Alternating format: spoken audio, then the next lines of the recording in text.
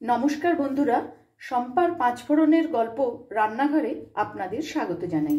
আশা করি সবাই ভালো আছেন ও সুস্থ আছেন। মেথির শাক আমরা বিভিন্নভাবেই বানিয়ে থাকি।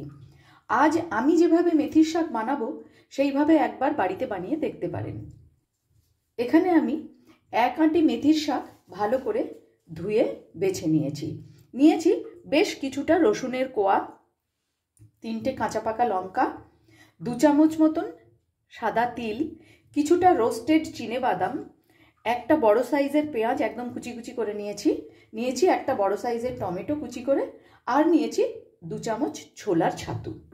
আমি প্রথমে মিক্সিতে দিয়ে দিলাম রোস্টেড চিনেবাদাম, দিয়ে দিলাম 2 চামচ সাদা তিল, আর দিচ্ছি 2 চামচ ছোলার ছাতু। এটা দিয়ে একটা পেস্ট আমি তৈরি করে নেব। কড়াই খুব ভালো করে গরম করে নিয়েছি, দিয়ে দিলাম সামান্য একটু সর্ষের তেল। তেলের মধ্যে দিয়ে দিলাম বেশ কয়েকটা রসুনের কোয়া।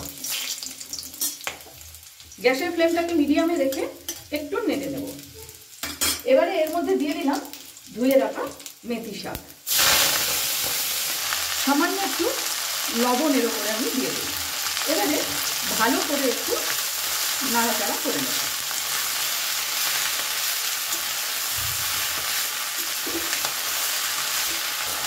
গ্যাসের ফ্লেমটাকে একদম লোতে করে এটা আমি 4-5 মিনিটের জন্য ঢেকে দিলাম, একটু নরম হওয়া পর্যন্ত। 5 মিনিট হয়ে গেছে। এবার এই মেথির শাকটা আমি নামিয়ে নেব। শাকটাও বেশ সুন্দর নরম হয়ে গেছে। আবারও কড়াই আমি ভালো করে গরম করে নিয়েছি। এবার দিয়ে দিলাম এর মধ্যে সর্ষের তেল, দিয়ে দেব 1/2 চামচ মতন গোটা জিরে,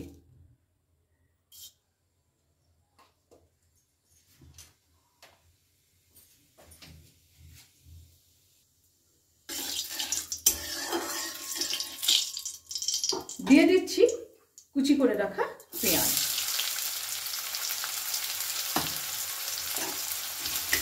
পেঁয়াজটা কিন্তু বেশ একটু ভালো করে ভেজে নেব।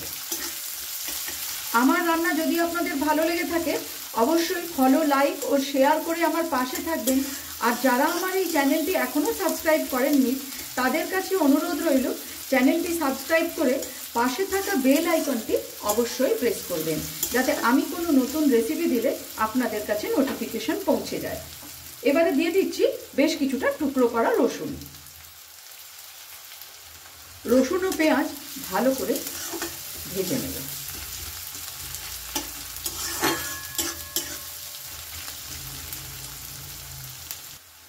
পেঁয়াজ রসুন খুব ভালো করে ভেজে নিয়েছি। এবারে এর মধ্যে আমি দিয়ে দেব কেটে রাখা টমেটো,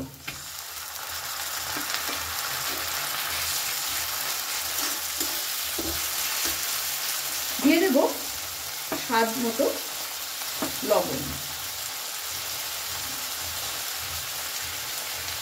দিয়ে দিচ্ছি হলুদ গুঁড়ো, দেব 1 চামচ মতন লঙ্কা গুঁড়ো, ভালো করে মিশিয়ে নেব।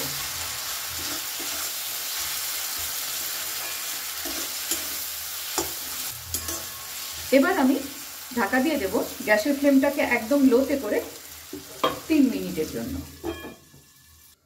3 মিনিট মতন হয়ে গেছে। এবারে আমি একটু মশলাটা নেড়ে দেখে নেব।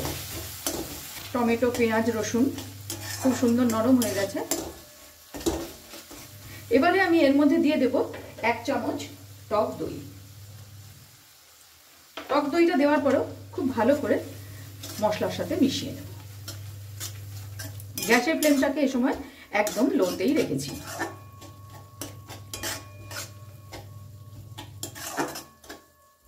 টক দই মেশানো হয়ে গেছে।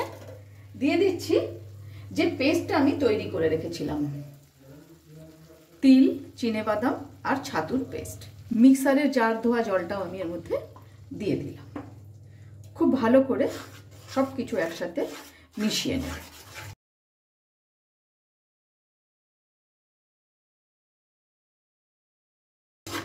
আবারও আমি ঢেকে দেব প্রায় 2-3 মিনিটের জন্য।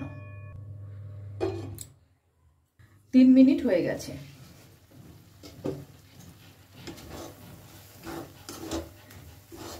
এবারে এর মধ্যে আমি সামান্য একটু জল অ্যাড করব। খুব ভালো করে মিশিয়ে নেব। গ্যাসের ফ্লেমটাকে এই সময় কিন্তু আমি মিডিয়ামেই রাখছি।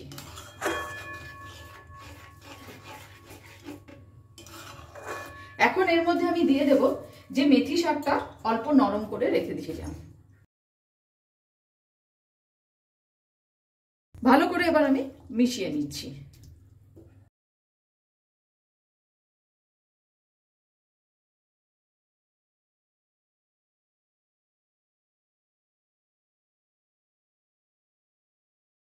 এবারে আমি গ্যাসের ফ্লেমটাকে লো করে ঢেকে দিলাম প্রায় 2-3 মিনিটের জন্য। 5 মিনিট মতন হয়ে গেছে। এবার আমি সামান্য একটু এর মধ্যে চিনি মিশিয়ে দেব।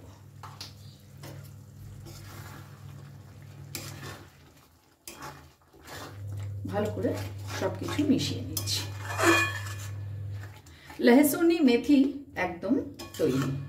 এবারে এটা আমি 5 মিনিট স্ট্যান্ডিং টাইমে রেখে পরিবেশন করব।